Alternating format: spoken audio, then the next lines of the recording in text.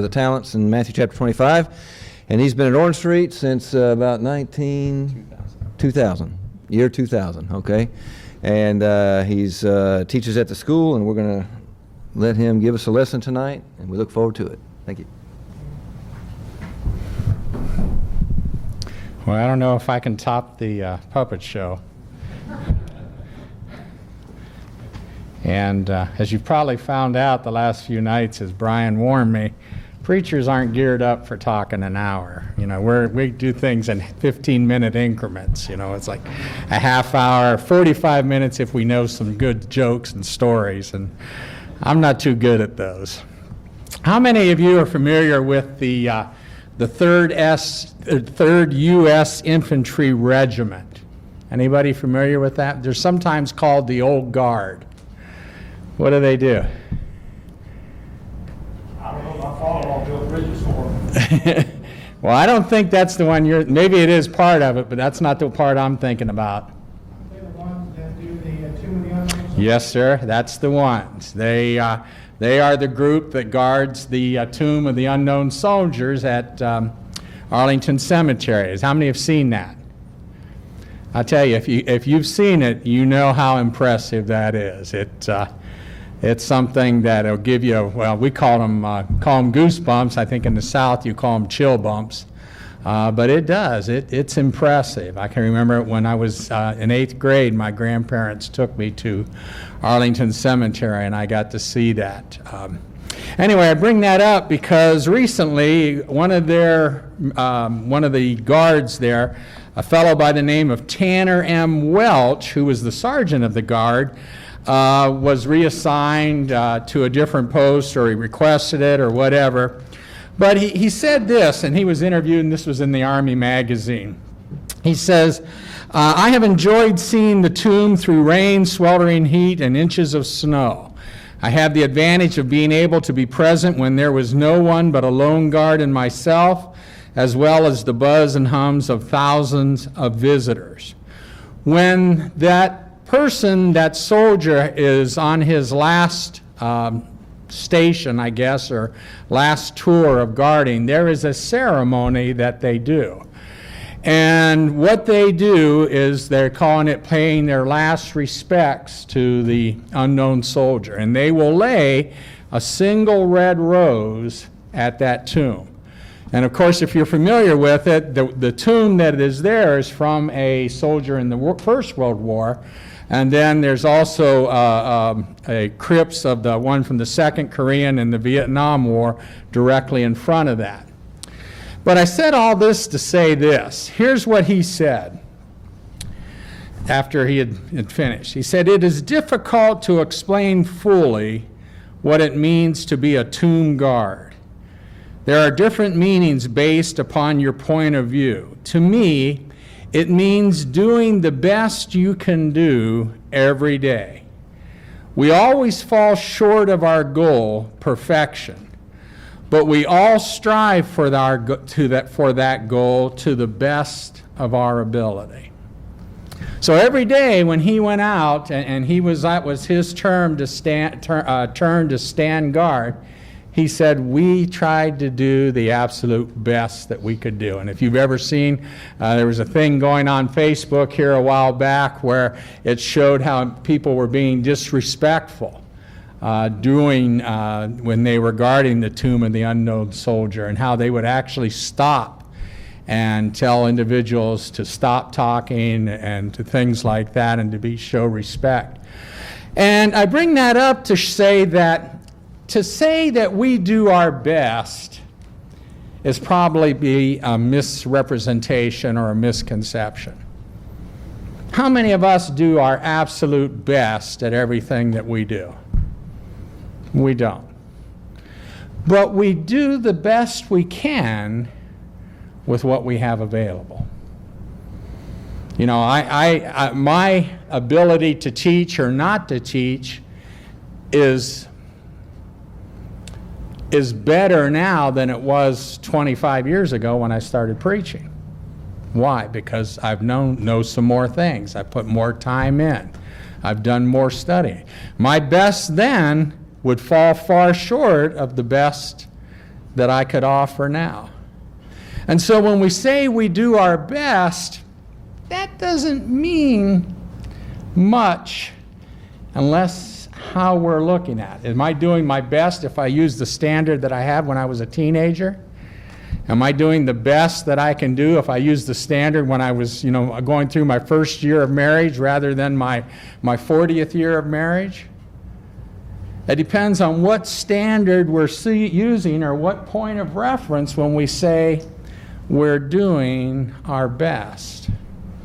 If you're familiar with the parable of the talents, that man thought he was doing the best thing he could do. But in fact, by God's standards, by the master's standards, he wasn't doing anything. And so tonight we're going to look at this discussion that Jesus has in this talking about these men that were given this ability or these responsibilities by the master. We're going to look at what leads up to it, what Jesus was teaching in Matthew chapter 25, because he's stressing pretty much the same thing throughout the whole chapter, and it's in response to what he said in Matthew chapter 24. In Matthew chapter 24, we have Jesus telling the disciples, he's answering questions that they put to him. He looks out over Jerusalem and he says, boy, I wish that I could have just gathered them in. But I'm going to tell you what it's going to be like. There's going to come a time when one stone's not going to be on top of another. It's going to be destroyed. And the disciples asked him, when will these things be? What are the sign of them? And what is the sign of your coming? And Jesus then in Matthew chapter 24 answered these questions. The first two relate to the destruction of Jerusalem. The last one, he sets their mind clear that even though you may think the destruction of Jerusalem is the end of the world and it's me coming in final judgment, that's not what it is. Imagine what we would think if you and I received, much like on 9/11. I can remember I was in the office, I was studying, didn't have a clue what was going on. My mom called me and she says, are you watching the news? I says, no, what's going on? She said, somebody just drove a plane or flew a plane into the World Trade Center, and they also flew one into Pentagon. What was your first thoughts when that happened? Is our government going to fall? Is our nation going to fall? And you can imagine the first century Jews as they see, here's the hub, the focal point of their nation, of their religion, where their God, at least in their mind, dwells. And it's leveled. And here Jesus tells them it's going to be leveled. Don't you think that they might have thought this is God coming in his final judgment? And so in Matthew chapter 24, Jesus tells them, or it relates to those disciples, no, there's going to be some signs about when this happens. There's going to be some warning. There's going to be wars and rumors of wars. There's going to be earthquakes. There's going to be famines. And if you look back at history, there were some of these things going on at that time. There were going to be individuals that would stand up and say, I'm the Messiah. And he said, and obviously history shows that was true. He says, but no, not until you see the abomination of desolation spoken of by Daniel the prophet. And Daniel talking about this one that would rise and that Jerusalem would be surrounded. And so we see this, and Jesus tells them that they're going to be here's one in the field and one over here, and one will be taken and one will be not, and here's one over here that you better pray that the gates aren't closed, that it's not the Sabbath, because you won't be able to escape when you see this horde coming, and all these things. And then he uses picturesque language from the Old Testament, language that has been used in past for the destruction of Babylon, the overthrow of Egypt, and these other powerful nations. Picturesque language that God used to show that he was coming in judgment, that they may think this was a political fall, but no, it was God doing that.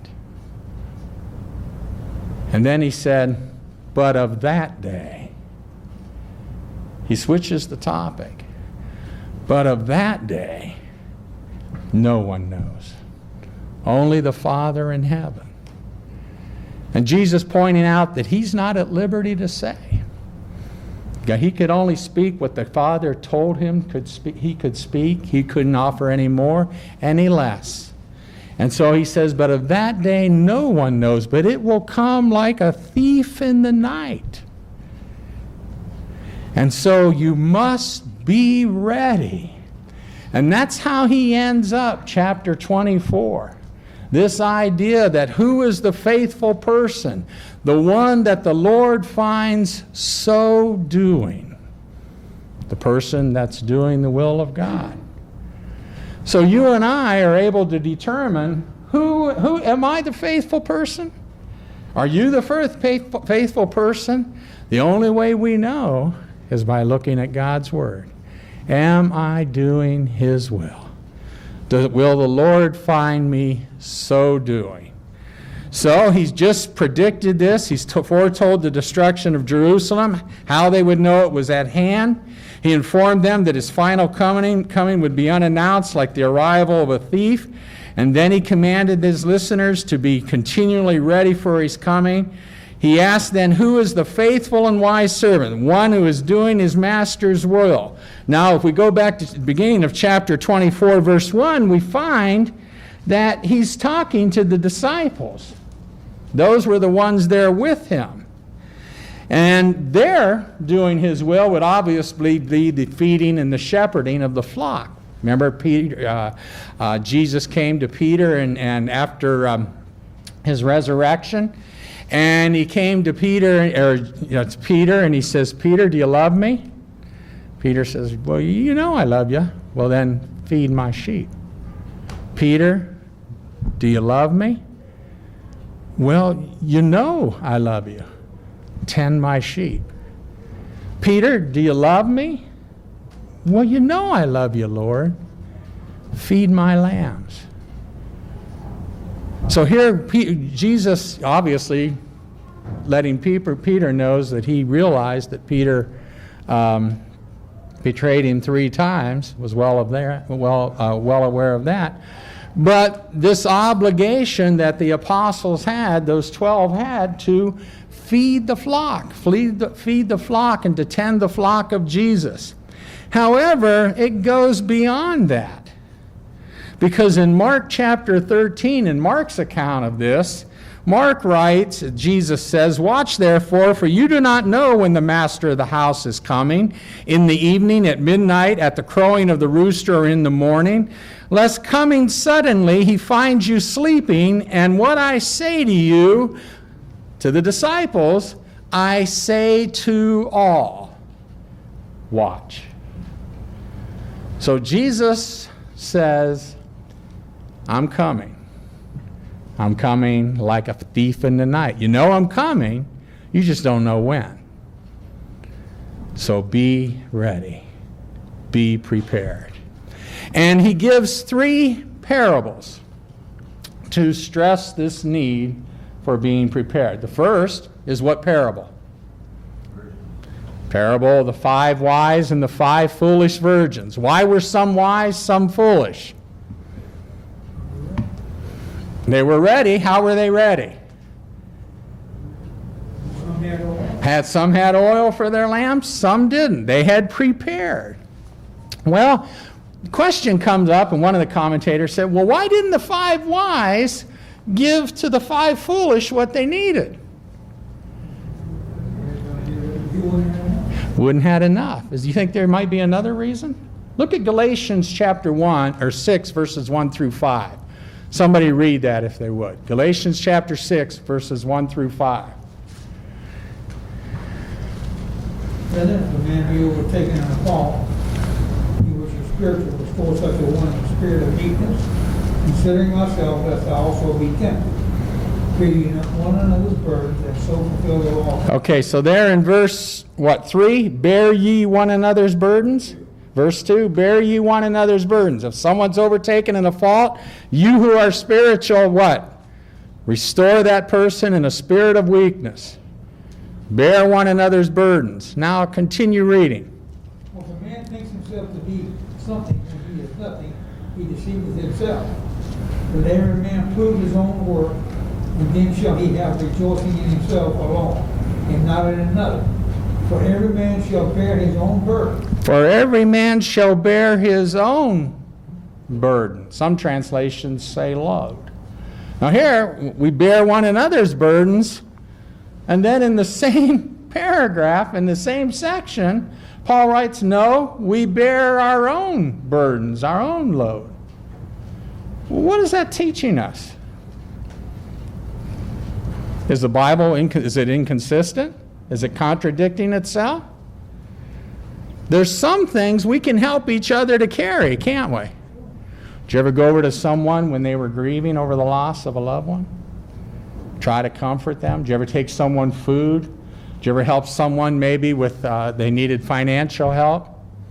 Did you ever take and someone had a Bible question, you might have went and studied with them, or went and studied with someone? You can help someone bear their burden, or,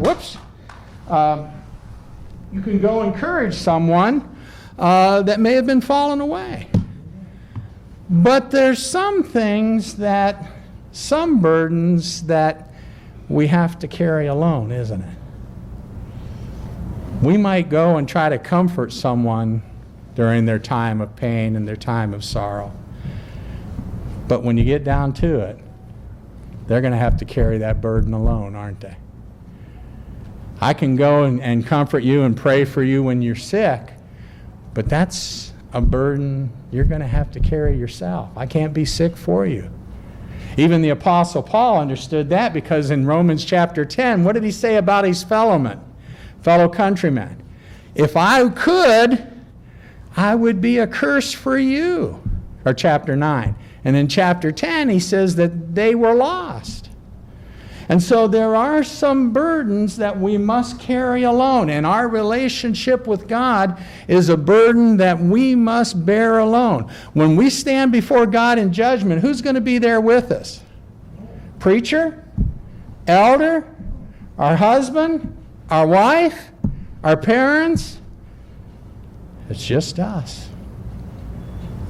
Each of us will give an account to God for what we've done or what we haven't done. Look at Romans chapter 12 and chapter 14, verse 12.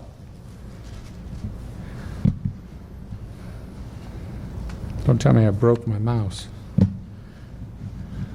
did. Romans chapter 14, verse 12. So then each of us shall give an account of himself to God. 2 Corinthians chapter 5, verse 10. For we must all appear before the judgment seat of Christ, that each one may receive the things done in the body according to what he has done, whether good or bad. So here in this parable, Jesus says, as he's teaching about these 5 wise, 5 foolish virgins, in light of so that you can be found so doing, when I come again in judgment, you better be ready. And someone else can't be ready for you. You better be ready on your own. Whatever it takes, whatever you must do, you must be ready. Then we come to the next parable. The parable of the talents. And here were people that Jesus gives, he's using, here's individuals that were asked to serve as they had ability. And so the lesson in that, the primary, and we're going to go back and look at it a little more in depth, is Jesus said, in light of my coming, and the Lord, so I can find you so doing, you must be prepared. And one of the ways in which you're prepared is by doing what you're able to do. Doing what you can do as far as service to God. Well, there's some implications there. What the Lord may expect of me, he may not expect of you.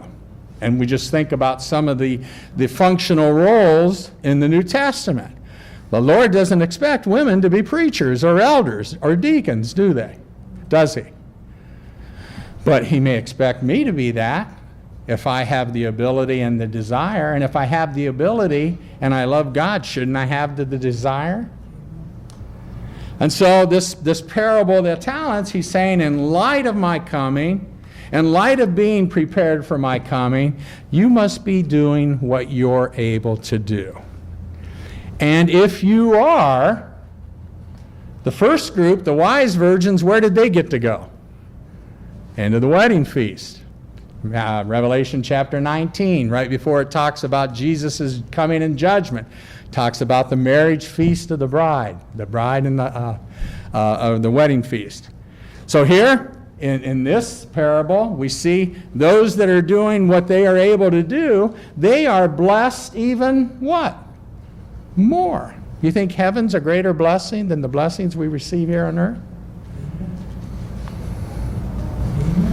To an inheritance incorruptible, undefiled, which does not fade away, reserved in heaven for you. Isn't that what Peter says? And then he goes to this last parable. Here it would be like those who love the brethren and their fellow man. He says, you know, he's going to divide the sheep and the goats. The sheep are those that went and visited, that helped people that were sick, that fed and clothed those that were needy. And they said, well, when did we not do that to you? Or when did we do it to you? And Jesus said, you did it to me when you did it to my brethren. But then Paul, he extends it beyond our brethren, doesn't he? Because he says in Galatians chapter 6, verse 10, as we have opportunity, we are to do good where? Unto all men, especially those of the household of faith. So being ready for when the Lord comes means that I'm prepared. It means that I'm doing what I can do for the cause of Christ. It means that I'm doing for my fellow man what I can do. And when he comes home, when he comes again, if I'm doing those things, then obviously I'm going to hear, well done, good and faithful servant, enter into the joy of my rest. Being prepared. In those three parables of preparedness, the one that we're discussing tonight is the parable of the talents. And in this parable of the talents, you have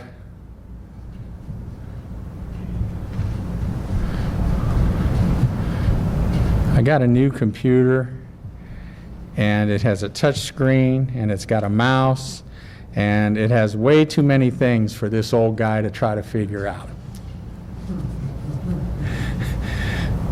So we have this parable of the talents. This master, he's leaving for a long time. He's going to go away, and he's going to leave with these three servants essentially a great fortune. With one, he's going to leave 5 talents, with another 2 talents, with one talent. Now, depending on what commentator or what Bible you read, that value of a talent can be anywhere from 6,000 denarii for 1 talent down to 60 denarii. If it's 6,000 denarii, that comes out to about 20 years' wages. The average wage for a day laborer was 1 denarii a day. You might say $1 a day. So 6,000 was 20 years worth of labor. 5 times that would have been, what? 100 years. Imagine if someone handed you 100 years of your salary. We'd be gone. We'd be looking for blue water and cool tropical breezes. But imagine that. Imagine if someone handed you that kind of money. And we think, well, who in their mind would do that? But that was not uncommon at that time. Maybe not to that degree, but it was not uncommon for masters to give their slaves in the Roman culture, to give their slaves and to give them authority over their goods. Sometimes masters would go and they'd leave their slaves as stewards of their property. We think about Abraham. Remember, he had a steward.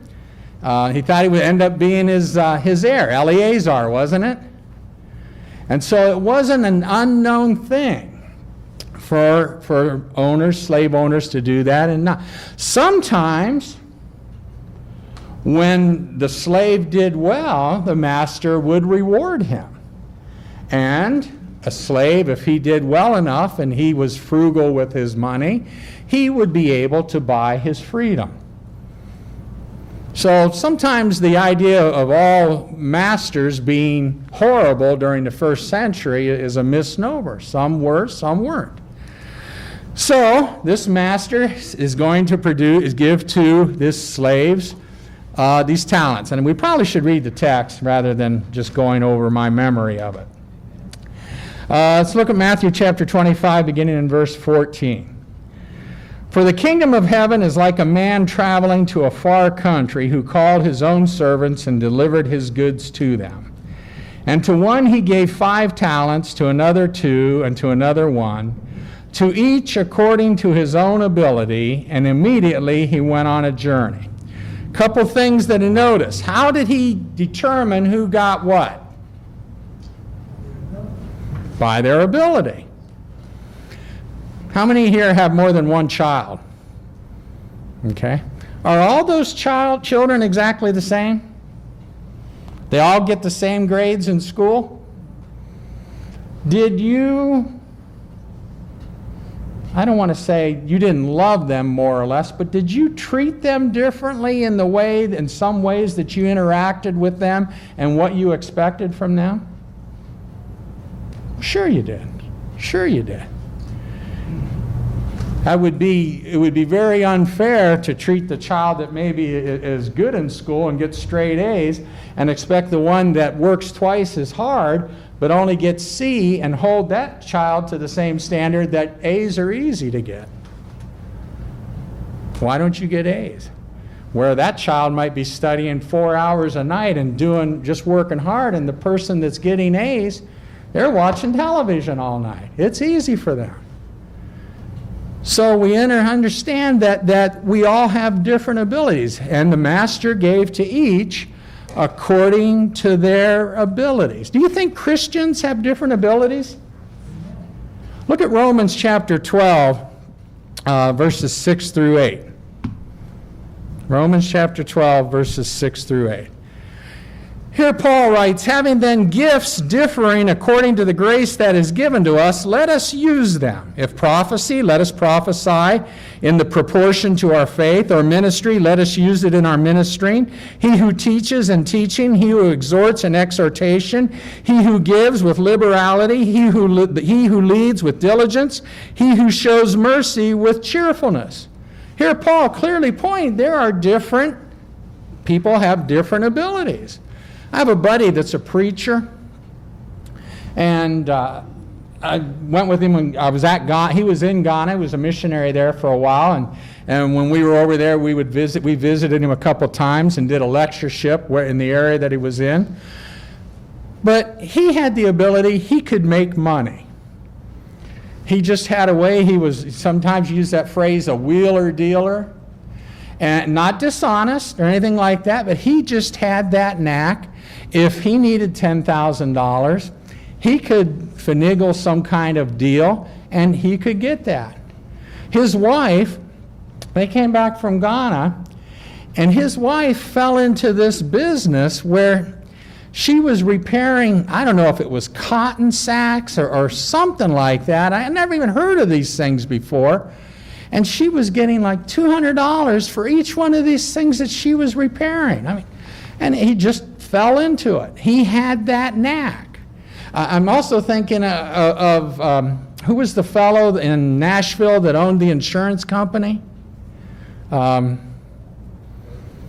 Anybody know? Brother Burton. He had a knack for making money. And yet, history shows, and we read Brotherhood articles and things, that he was very generous in giving. So here's a brother that has that knack and can use that to further the cause of Christ in their giving. Same way, the person that has ability to teach, the person that has ability to maybe work with the elderly or with the young, use that ability for the cause of Christ. Now, the master here gave each according to their ability. Look in Psalms 139, verses 1 through 4. Psalm 139, verses 1 through 4. Someone has that if they'll read it. And speak up if you do, because maybe some of you don't have your Bibles with you. Psalm 139, verses 1 through 4. O Lord, thou hast searched me and known me. Thou knowest my down sitting and mine uprising. Thou understandest my thought afar off. Thou compassest my path and my lying down. Thou art acquainted with all my ways. For there is not a word in my tongue, but, lo, O Lord, thou knowest it altogether. Okay, I put that verse in here because I wanted to ask you this. Do you think the Lord knows what abilities we have? Does that frighten you?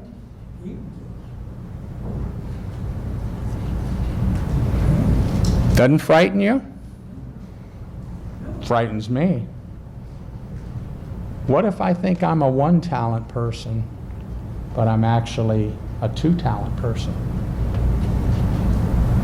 Or what if I think I'm a two-talent person, but I'm really a five-talent person? Do you think the Lord knows what kind of a person I am, what abilities I have?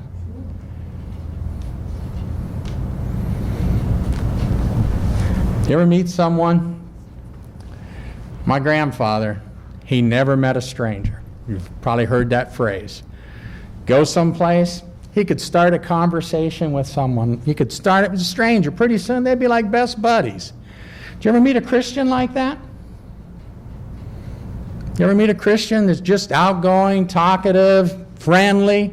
They come in, they're the ones that usually you'll see talking to strangers. Before you know that visitor comes in, and in 5 minutes this other Christian knows where they're from, if they're married, how many kids they have, whether they got any grandkids, what they're doing in the area. They're just very outgoing.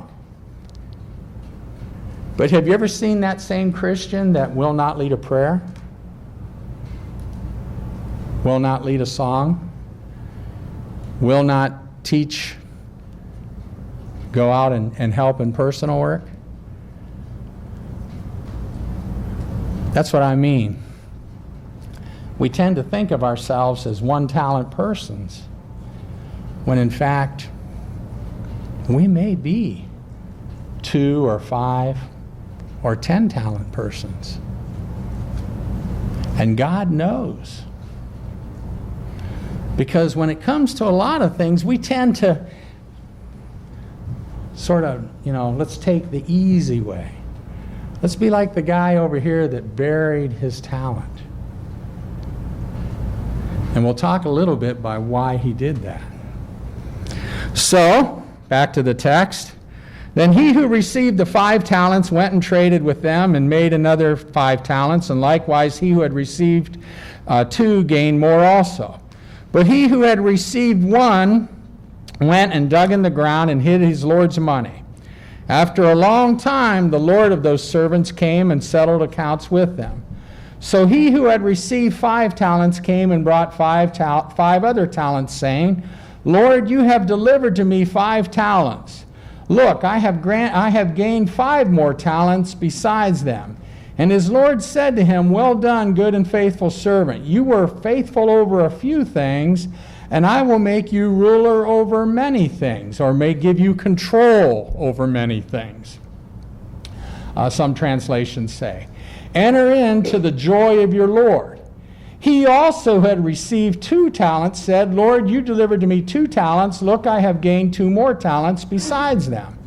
And his Lord said to him, Well done, good and faithful servant. You have been faithful over a few things. I will make you ruler or give you control over many things.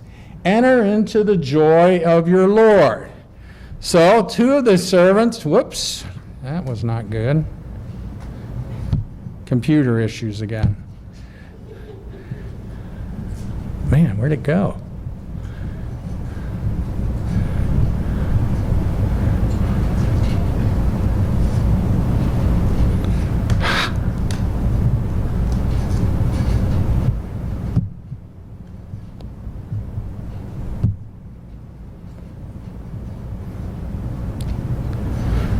Well, here we go.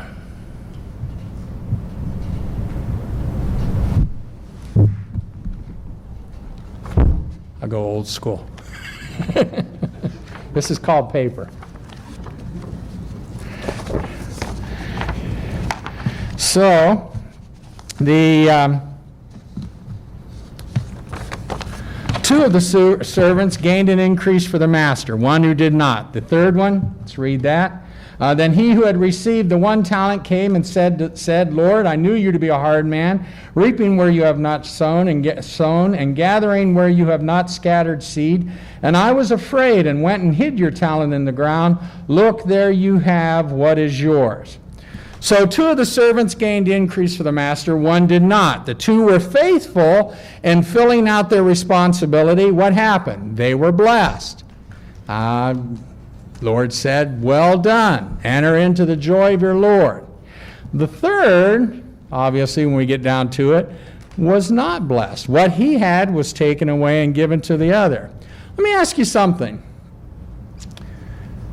Do you think those first 2 fellows took a risk?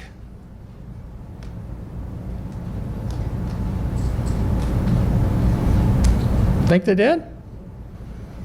Imagine, here you're given 100 years worth of wages. And here's the thing, there was a Jewish proverb that, or something that a rabbi had written, that if you gave money to your servant to invest and he lost that money, then you could imprison him or punish him. However, here we see that these servants, even in the face, if they were Jews, but even in the face of possible repercussions from their master, they were willing to take a risk. What about you and I? How many times have you heard, well, you know, I don't think I want to do that because I might say something wrong. I may not pray in just the exact way that I should. I may drop the communion cup. I may not start the song in tune. The kids might not listen to me. Do you ever hear statements like that? Pardon? At least you tried. They did, but some will not try. They won't take the risk. Now imagine as a parent, here you are, you have children, and every time your child makes a mistake, you punish that child. How do you think, what's going to happen to that child as he or she grows up? You think they're going to be willing to take a risk and try to do something that they're not sure that they can't do perfectly? Child should be punished for rebellion. The Bible clearly states that.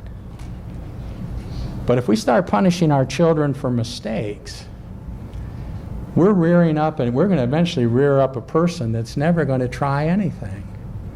And when I hear people say that, when I hear adults say, you know, I don't want to pray because I might say something, or, you know, it makes me nervous to do this, or whatever, and I wonder, what kind of environment did they grow up in that they're so afraid that they might make a mistake, that they're not willing to take a risk to extend themselves in any way at all?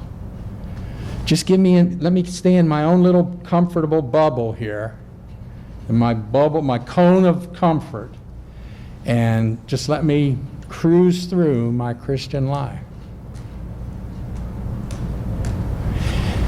If you and I will not extend ourselves, if you and I will not take a risk in our service to God, what do you think someone that's watching, what do you think their conception is of my or your conception of God?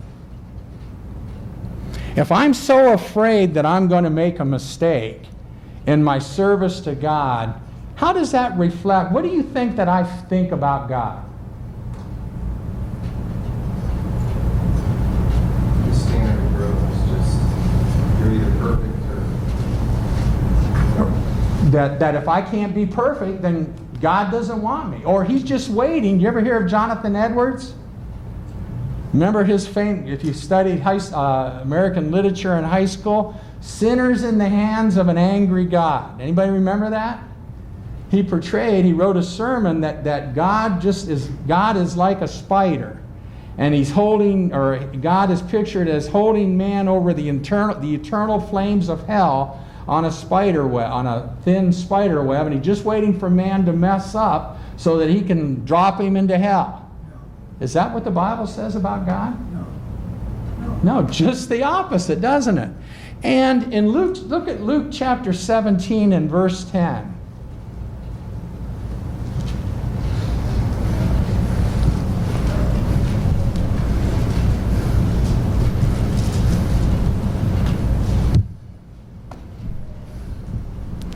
Someone has it if they would read it, please. So you also, when you have done all that you were commanded, say, we are unworthy servants. We have only done what was our duty. Okay. So when a servant did everything that his master wanted him to do, would he expect praise? Would he expect a well done? No. That's what he was supposed to do. But yet, what did this master do? He praised him, didn't he?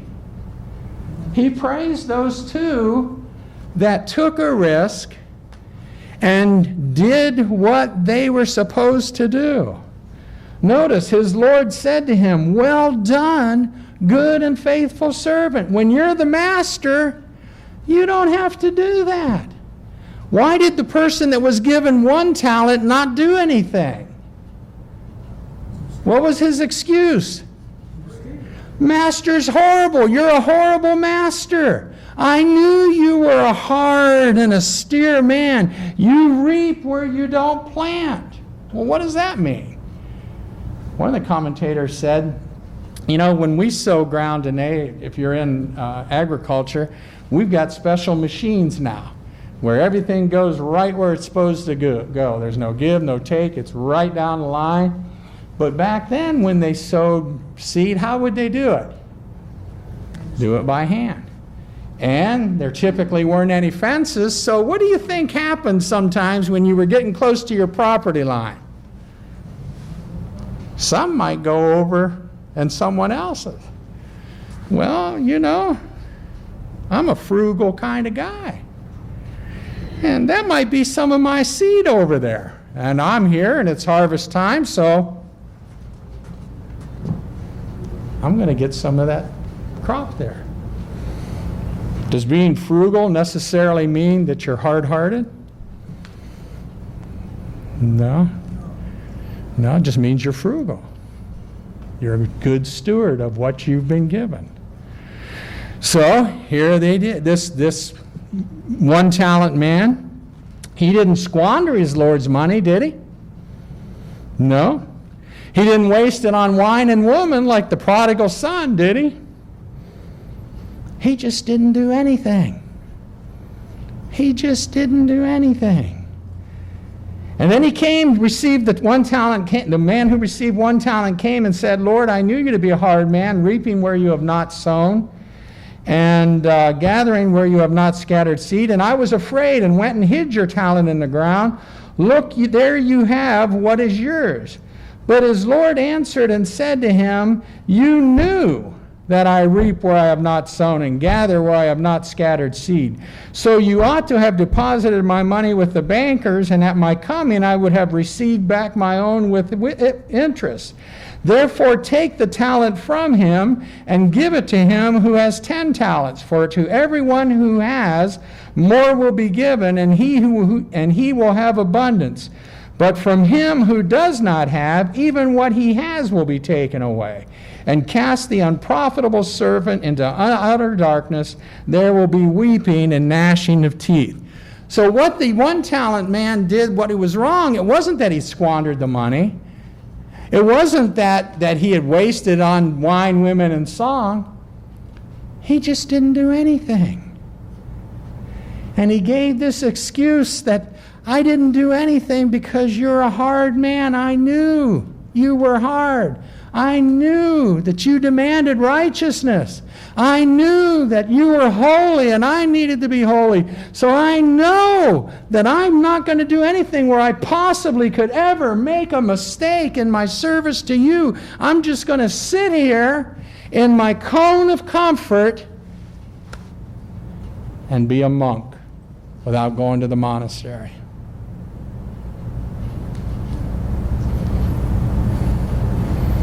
How many times are we like that? How many people do we know? Christians who have been Christians for years and years and years and years that are like that.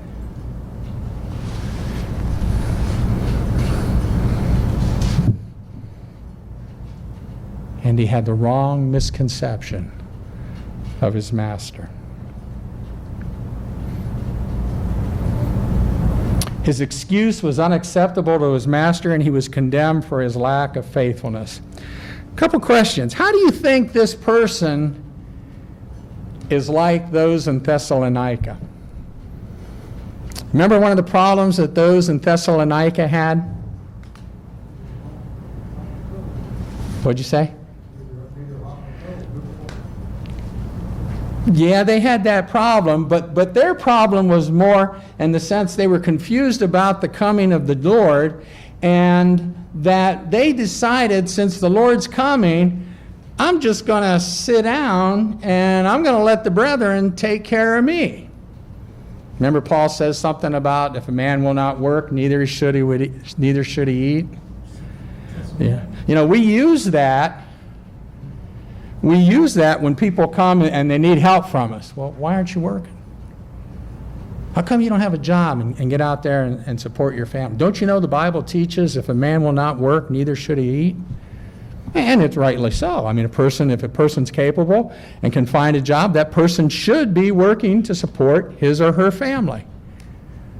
How is that any different than this man here that was given the one talent? Neither one's working. One's in a physical aspect, the other's in a spiritual aspect. What did Paul say to do to that person that would not work to provide for himself and his family? Let him not eat. But what did he say the brotherhood were to do? Withdraw fellowship with him. And why is that? Because he was walking how? Disorderly. He wasn't walking with God anymore. He was out walking on his own path, and we can't walk that way anymore. You're out of step. Now, we use that phrase a lot when we come to this person that's not working, or we think that they're not working and not capable of working, and we throw that around a lot. But what about that brother or sister? Oh, it's okay being in your cone of comfort. You show up 4 times a week, you put something in the collection plate, you take a little grape juice, you eat a little bit of cracker. See you next time we're together.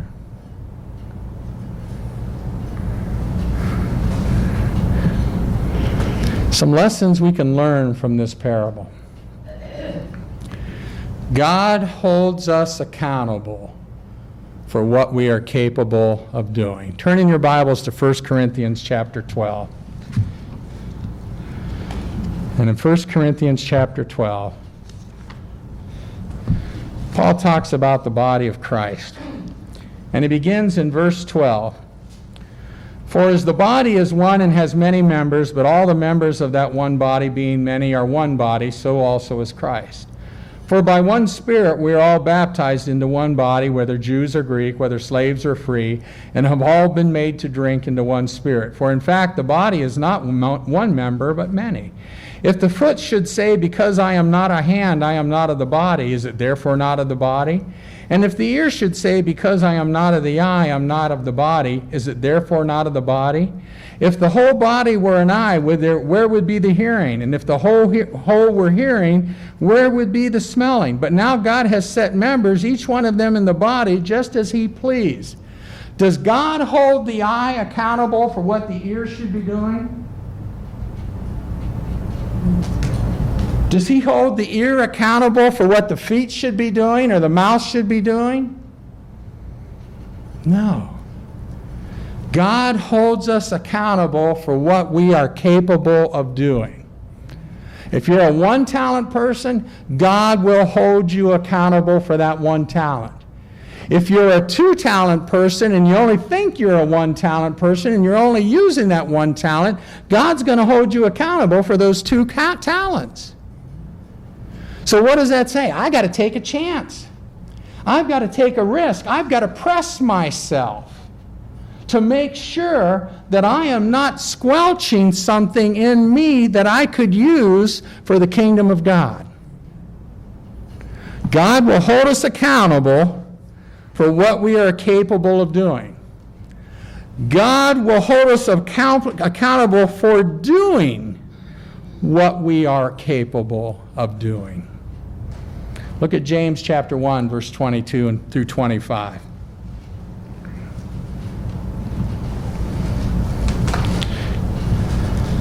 Someone has that.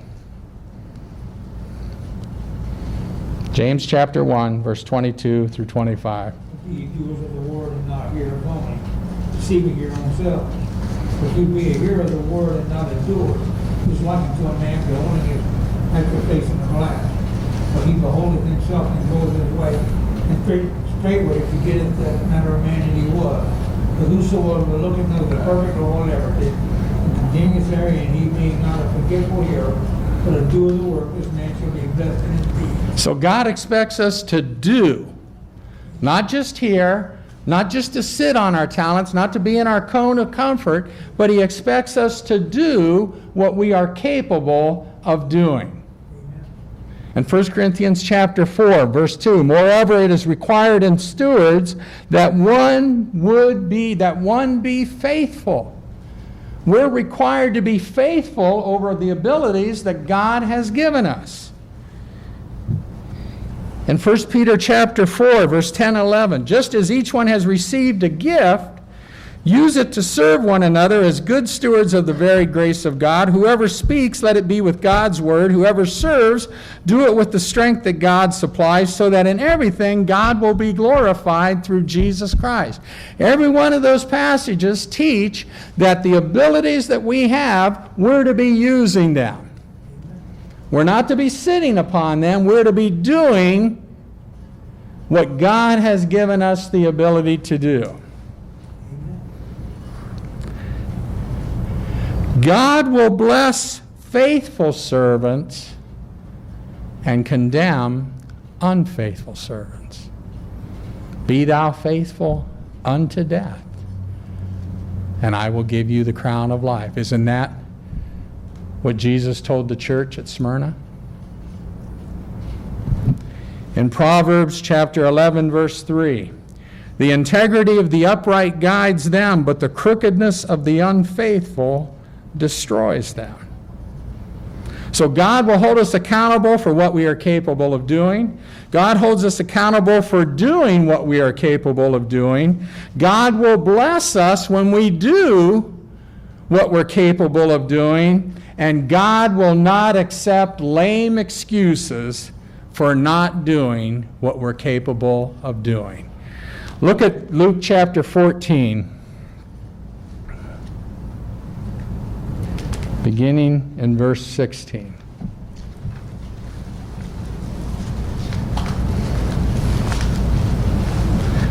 Luke chapter 14.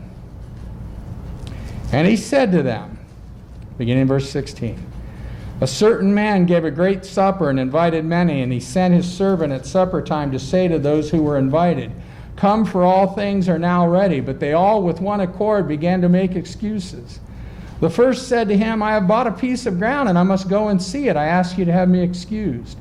Another said, I have bought 5 yoke of oxen, and I am going to test them. I ask you to have me excused.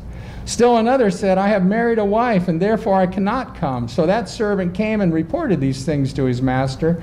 Then the master of the house, being angry, said to this servant, go quickly into the streets and lanes of the city.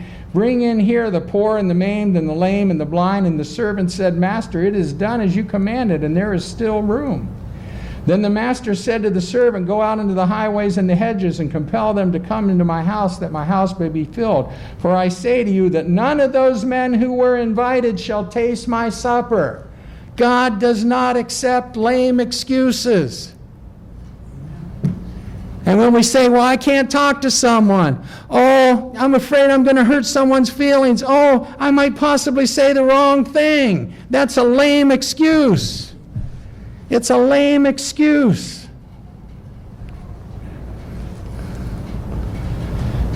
In 2 Timothy chapter 1, verse 7, Timothy was where some of us may be right now. Timothy had been given ability, not only physical ability, but miraculous ability through the laying on of Paul's hands, but yet he was afraid to use them. The whole text of 2 Timothy, when you look through there, you see that those verbs in the original language suggest that he's not doing what he should be and that he needs to start to do that. But Paul says to him in 2 Timothy chapter 1, verse 7, that God has not given us the spirit of fear, but of power, of love, and a sound mind. Peter says that perfect love casts out fear. In other words, the misconception that we have of God causes us to be that one-talent man. I'm so afraid God will condemn me to hell because I might say something wrong in Bible study. Brian, have you ever said something wrong in teaching a class? Daniel, have you? Bob? I didn't see Bob. Anybody that's taught a Bible class, I guarantee you, if you've taught Bible class long enough, you've gone back and corrected what you've said previously. Part of it's just learning more, being better prepared. Part of it is because you're thinking 3 sentences ahead of what you're talking about, and you make a mistake.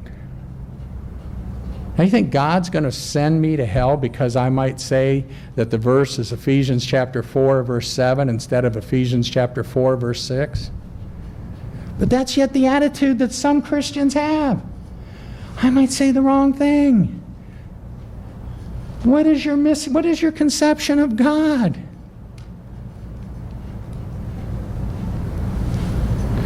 Risks are inherent in Christianity. If you're going to be a faithful child of God, you're taking risks. You've already taken them. By obeying the gospel, you risked alienating your family who are not Christians. Didn't Jesus say that would divide families? By obeying the gospel, you're risking your friends speaking badly about you, by persecuting you, or making fun of you. By the very fact you're a Christian, and if you're a faithful Christian, you've accepted some risk. So don't stand, none of us have the right to stand back and say, I'm not a risk taker. When you obey the gospel, you became a risk taker. You were saying, this is more important to me than what might transpire with my family or what might transpire with my friends or my co-workers or whatever. You took a risk. So lessons we glean from this parable: God holds us accountable for what we are capable of doing. He holds us accountable for doing of what we're capable of doing.